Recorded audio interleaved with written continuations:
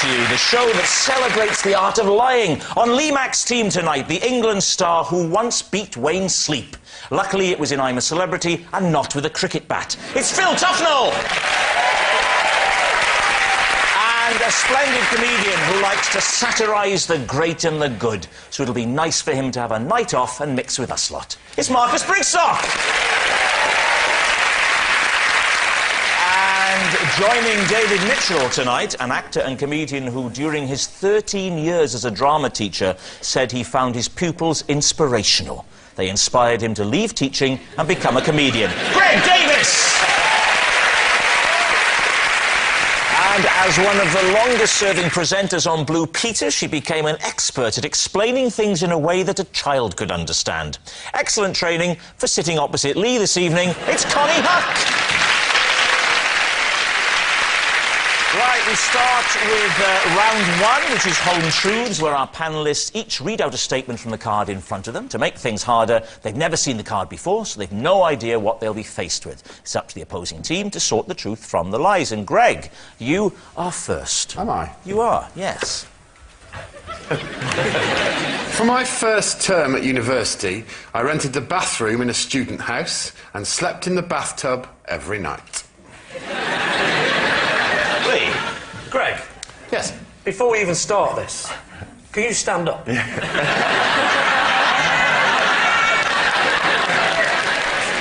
be no... Unless David stands up with me, there'll be no perspective. David? In fact, let's have proper perspective. Konnie, can you stand up?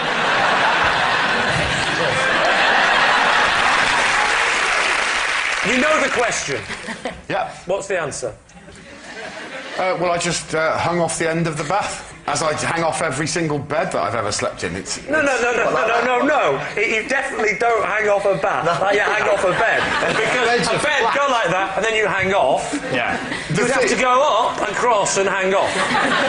You're tall, but you're not a snake, Greg. The thing what actually drove me to change my circumstances was that I was bruising the side of my cheek regularly by waking up in the morning and clanging into one of the taps. Can I ask why on earth you would sleep with your head at the tap end? That is mad. Yes, well, you know, I was 18 years of age and I mainly lived off Thunderbird wine, so bad decisions were my forte at that period. So did you have a bed in the house? Did you, oh, so that was the reason you was in the bath? There was a... Well, why do you think he was in the bath? I chose to, Phil, yeah. How many other people were there in the flat? 3. 3 people, what, 3 beds? Yeah. Why would you not sleep on the floor next to the bath? We had a giant 1970s sofa that had a peculiar corner unit, and I took both cushions from that corner unit and they fitted in the bath perfectly, and it was incredibly comfortable. So hang on, it wasn't a freestanding bath? A roll top? Yeah, was it a roll-top freestanding bath? It wasn't a freestanding bath, but the end of the bath projected out into the room. Where was this, Greg? Which town were you? Was this Oxford or Cambridge? It was in Isleworth in West London. It was only because of a mix-up in housing agreements. We soon sorted out after a term. I only had to do it for a term. What was the mix-up? I'd agreed to move in with these 3 guys and we got the wrong size house. Hang on, that's not a mix-up, that's just stupidity. There was 4 of you got a 3-bedroom house with been a bit of a mix-up, The boys blamed me, which is why I got the bath. Why did they blame you? Because I was the one who booked the house. How did you get into university?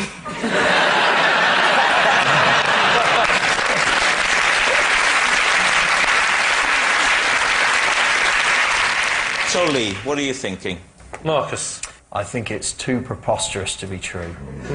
The taps. Phil? Taps for me, you don't... If you're going to sleep in a bath, you don't put your head up the tap. Silly. I think it might be true, but I'm not going to... Oh, well, you're the skip. You've got the armband, son. I might be the Do skip. you get armbands if you're a captain? Only if you can't swim. I'm telling you, I don't know if this is in the spirit of this game, this is true.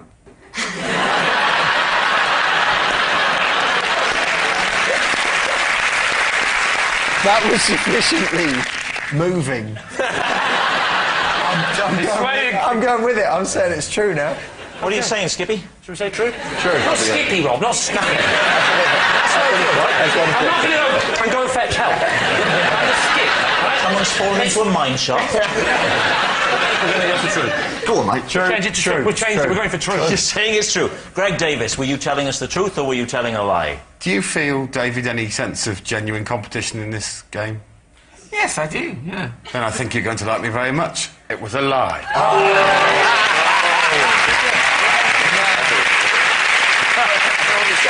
Yes, it was a lie. Greg didn't sleep in his bathtub every night for his first term at university. Right, Phil Tufnell, Yes. you're next. Right. OK. I'm haunted by a recurring dream in which I'm a potato.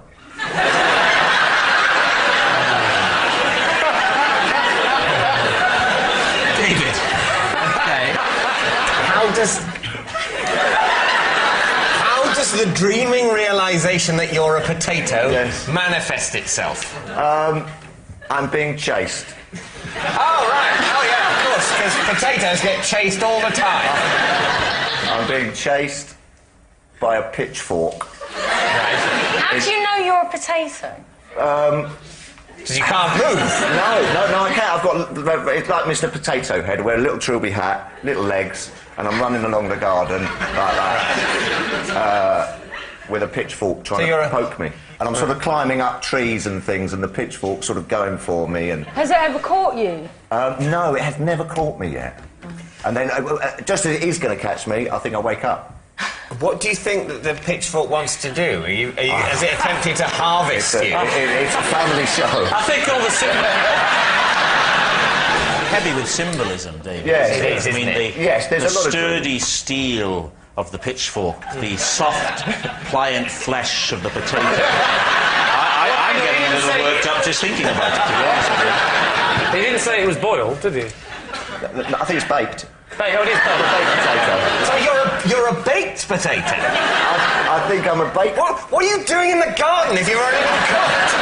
How long have you had this dream? I've had it... He only has it when he's mashed.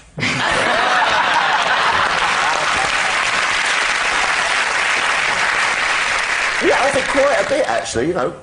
It's quite at the forefront of my dream. I'm just sitting here listening to you. You could be related to Len Goodman from Strictly Come Dancing. Could you just say for me, look at that, yeah. Your Paso Doble was lovely. I liked it. It was cool. You're a bit over there, but you're trying hard. I'm going to give you 6. I'm doing Len Goodman from Strictly Come Dancing. What do you think, David? Well, it's possible, isn't it? What do you think? I'm not convinced. I think it's, without question, a lie, because when he was asked how the potato was moving, I actually saw Phil's brain working to think of the Mr. Potato Head. Yeah. It is true that lots of people have dreams, don't they, where they're being sort of chased, don't they? That's quite a natural thing. Yes, generally they haven't become a root vegetable. You think it could be true, don't you? Look, my brain is shot by this game. I think anything could be true. I am so sure it's a lie. Well, we're going to say it's a lie, then. It's going to say it's a lie. OK. Phil Tufnell, were you telling the truth or were you lying? I was telling...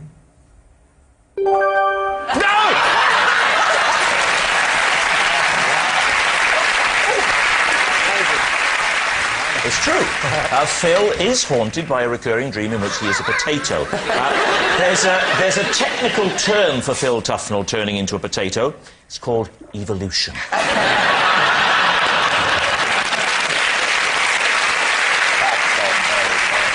And our next round is called This Is My, where we bring on a mystery guest who has a close connection to one of our panellists. This week, each of David's team will claim it's them that has the genuine connection to the guest, and it's up to Lee's team to spot who's telling the truth. So please welcome this week's special guest, Ian.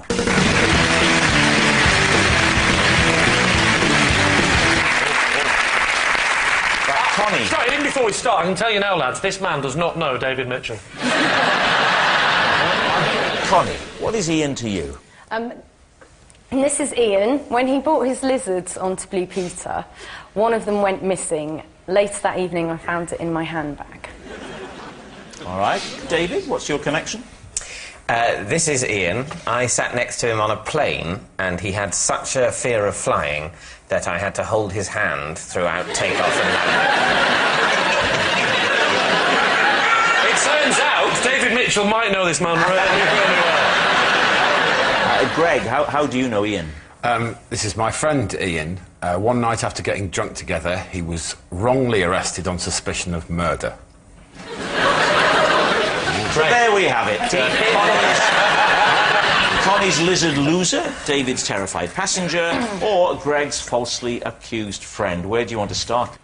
So Ian here bought lizards to a flagship BBC children's programme and left going, well, you know, you don't always go home with the same number of lizards. The great thing with Blue Peter is if you lose an animal there, they'll make up a name for it. What type of lizard? Yeah. Well, there was a selection of lizards. He brought in about 8 or 10 lizards, and there were chameleons. And did one of them change its colour to the same as your handbag? Yes. Hence getting lost. It wasn't a chameleon. The lizard. What was it? It was a lizard. What was your handbag made? What type? The handbag was made of snake. No, it wasn't. Whereabouts were you at Blue Peter when you found the lizard in your hand? No, I wasn't. I was actually in my car, and my handbag was on the passenger seat. Yeah. So you opened your bag to get some money out or something? I was in the multi-storey car park, and I'd stopped, and I just wanted to check that I had my phone. Right, And, okay. so and then I was like... You opened it, and did you go, hello? Hello? I had a theory that someone put it in as a joke, but I don't know, and I've not... Oh, the wacky days of Blue Peter. Hilarious! I don't know if it's in the spirit of this game, but it really is true.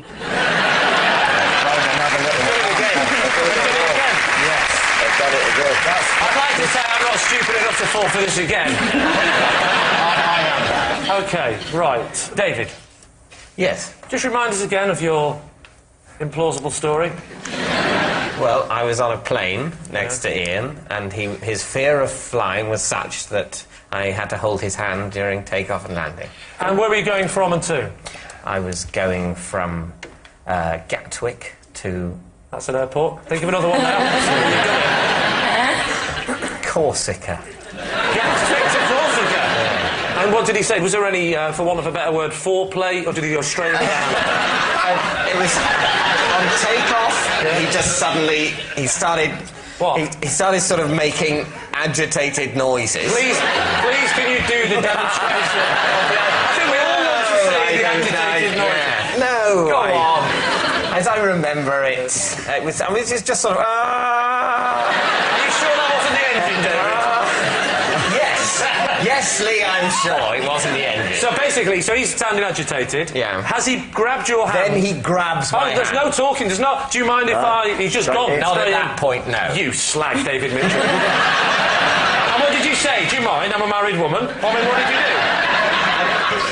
I don't think I said anything. You know why he's grabbed your hand, do you? You know he's... Well, I assumed it was... I didn't think it was sexual attraction. Right. But it's very sweet of you to leap to that conclusion.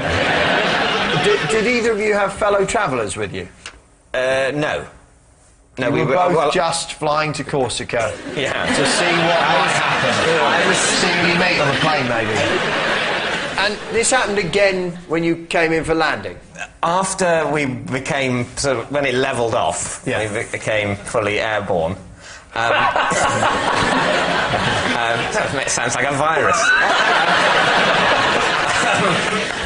He then said, he sort of apologised and said, "I'm really sorry. I freak out sometimes on a plane." And I said, "Oh, not to worry." I bet that calmed him down. I once stroked a girl's back while we were having a very difficult re-entry over... we were coming into Heathrow, and I didn't know her, and she was crying, and I just reached out and just stroked her back. There was a reason why she was crying, wasn't there? the madman behind was stroking her back. I wasn't behind her. I was like that with her. I was going, hey, it's okay. No, look, it's fine. This is just turbulence. Seriously, this is nothing. This is nothing, honestly. This is normal, really. This bloody hell. Not really. And she was quietly sobbing. I mean, it was quite... I'm BAFTA nominated, I should point that out. So these things do happen. Yeah. They definitely happen. There's definitely people get nervous on flights. I think we have to deal with Greg's story. Go on, Greg. Let's have it. I got drunk with Ian, and later he was arrested wrongly on suspicion of murder. Thank God that bit's in. Yeah. So what happened? Well, I wasn't really part of it because we both passed out. It was a college ball, and we all drank vast amounts. Particularly Ian and I drank a ridiculous amount, and then both collapsed. The last thing I remember is Ian falling down and him obviously being horribly hurt. And I woke up on a carpet and ran... So nice change from the bath. Not in the bath. I ran upstairs and he was sitting up in his bed, honestly looking... His face was swollen like a pumpkin. And then he told me that night, when he'd been stumbling about drunk, he'd been arrested for murder because someone with a similar facial wound had murdered someone in the town. Someone with a similar... Oh, so the facial wound from falling? Yeah. And someone with a similar facial wound had murdered somebody else? Yeah. That's unlucky. Where was this?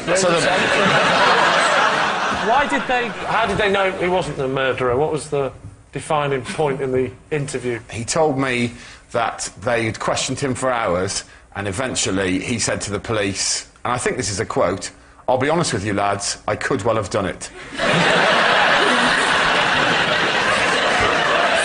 and yet they still let him out before you'd woken up.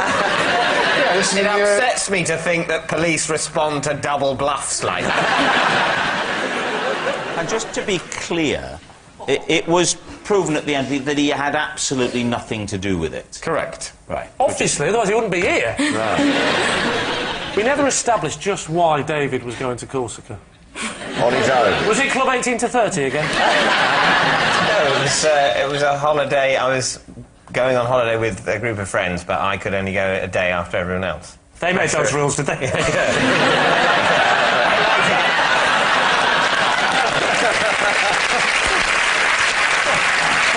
So, please, team. Is Ian Connie's reptile wrangler, David's frightened flyer, or Greg's suspicious friend? Which one are you going for? What do we think, Phil? I quite like Konnie. Well, we all do. Well, there you go. Focus, Phil. Yeah. No, I can imagine a bit of Blue PT. He looks like a chap who might sort of keep lizards. I don't know why. I'm slightly leaning towards Greg, only because I don't believe David. I'm inclined to think that Connie's story is true. Oh, go on then, Konnie. If you've suckered these two idiots into it, I'll go along with that. Ian, would you like to reveal to us your true identity? My name is Ian. Whilst at college with Greg Davies, we got very drunk one night and was wrongly arrested on suspicion of murder. When I went up in the morning, he was sitting upright in bed and his head was 3 times its natural size. And I went, "Oh my God, mate, are you all right?" And he looked at me like this and went, "We've gone too far this time, mate." Thank you very much, Ian. Thank you.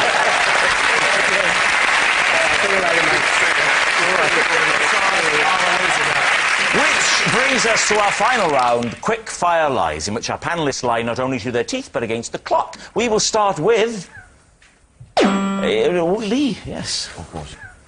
I once had to show my boss an intimate area of my body to prove why I was late for work. Which part of your body, and why did that prove that you were late for work? It was my... well, I think we all know what I'm talking about. I don't. No. Well, let's call him Mr. Wee Wee. You actually had to show it to him? I didn't. Well, I didn't have to. He didn't say. You elected. Oh, so He didn't say prove it, get it out. But I could tell he was doubting me. You I offered said it. honestly, look. and I got it out. So what was it? What? That's the bit they're all waiting for. Yeah. What did it prove? Mr. Wheatley had banged his head. What on? What on is a good question. The ceiling. We don't get...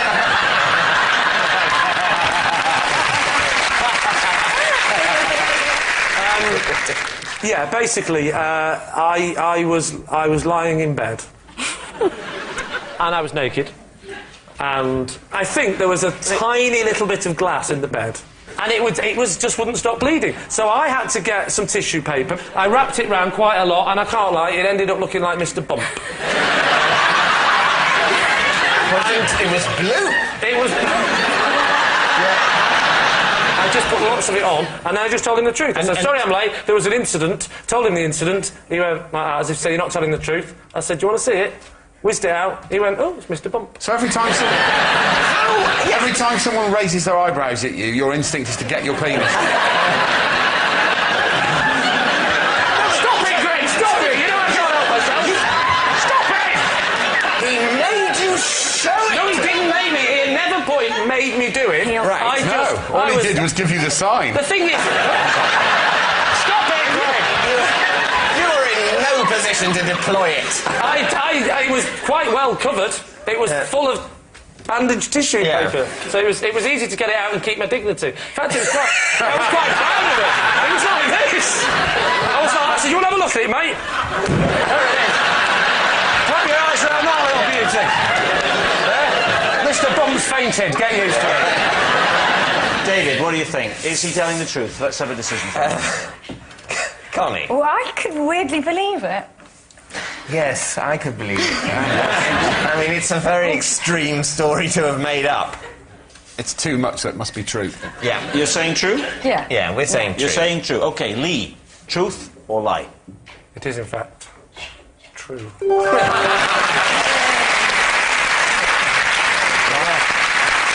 Yes, it's true.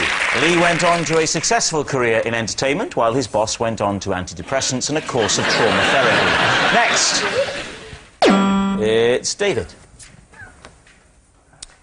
I recently bought a cat, but took it back a day later because our personalities clashed.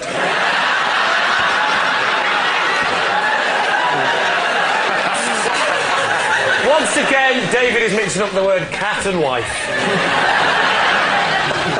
What was the matter with his personality? What were you clashing on? Well, the use of claws. He didn't like that, did he? Yeah. What was he scratching? Scratching, well, slightly me, but also furniture quite vigorously. Scratching your furniture? Yeah. There was a sort of corner of a sofa and a corner of a table. Okay. Corners. Always the corners. Always corners. Was he a kitten when you got him? No, sort of. I think sort of about 2. 2 years old. That's quite quick. Why did you buy a 2-year-old cat rather than a kitten? Well, it came from Battersea Cats and Dogs Home. Yeah. Which I thought that's like the responsible place to source a pet. Yeah. Rather than, you know. Did you pay for the cat? No. Oh. No, it was a sort of, you home it. You home it? You give it a home. Oh, I see. It was a homing I thought you meant you threw it out the window like a pigeon. I rehomed the cat. Yeah. Did they come round and have a look at where he was going to stay? No. Didn't they? No. They did with mine. Yeah, well, that's your history, Phil. That's just you. What colour was it? What kind of style was it? Style? Art Deco. What sort of breed was it? It was tortoiseshell. With the sort of the odd blotch. You took it back after one day? Yes. How long was it in your house before you went, oh, this is rubbish, this is going back? I was suspicious after as little as an hour. I was despondent after 6 hours. After 8 hours, I was decided. So what are you going to say then? Truth or lie? Lie for me. What do you say, Marcus? Oh, I don't know, no, I'm confused. A lie then. I'll say lie then. You're going to say lie. OK, David, truth or lie? It is a lie. Yes, Yes, it's a lie. David didn't buy a cat and then return it a day later because their personalities clashed. Aloof, rather prickly in temperament and hard to befriend. David still doesn't have a cat. Next. And it's Greg. I used to try and scare school friends by planting a particular drawing in their pockets, signifying death. Lee, what do you think? What was the drawing? It was an owl. What? The Owl of Death. Its full title was actually the Hoot Owl Death Sign. What do you mean, the Owl of Death? What was it doing in this drawing? Hoot Owl Death Sign. That old chestnut. I could draw it for you if you like. Greg, Yeah? I've got a pen, I've got some paper. I'll come over there. No, I'll come to you. Don't stand up next to me, it just highlights it. Can you, Greg, can you...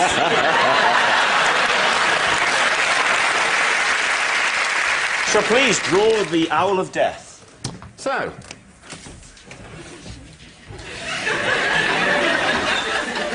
Don't look at it, David, you'll die. Oh my God!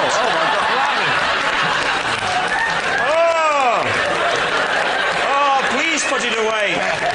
So just imagine you're innocently, you went in your pocket, innocently minding your own business. You go, oh, what's this in mine? Oh no, it's the Owl of Death! Your friends would find that in their pocket and be... Not my friends, my deadly enemies. Right. What would be the purpose of that? It was for people who had crossed my friend and I. Well, what kind of things would they have to do to cross you? There was an English teacher who we found a bit boring, so he slipped one in his pocket. That was the highlight of the whole campaign, actually, was that the English teacher once stood up in front of the class and was chatting away and went into his pocket and went, oh.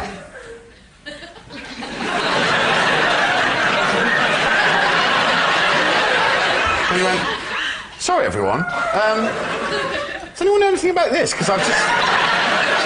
Was the purpose of it to scare them? Like you would tell them later on it was you? Or? No, of course not. We were both nerdy cowards. You created a sort of mythology around what might happen if you found the Hoot Owl of Death in your pocket, though. In our minds, anyone who found the Hoot Owl of Death in their pocket would very shortly afterwards meet their demise.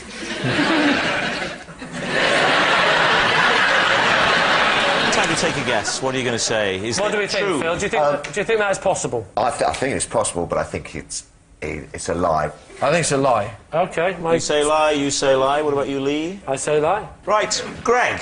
Yes. Truth or lie? Well, it would be pretty tragic if two boys had spent their youth doing that, wouldn't it? True. And it is indeed true.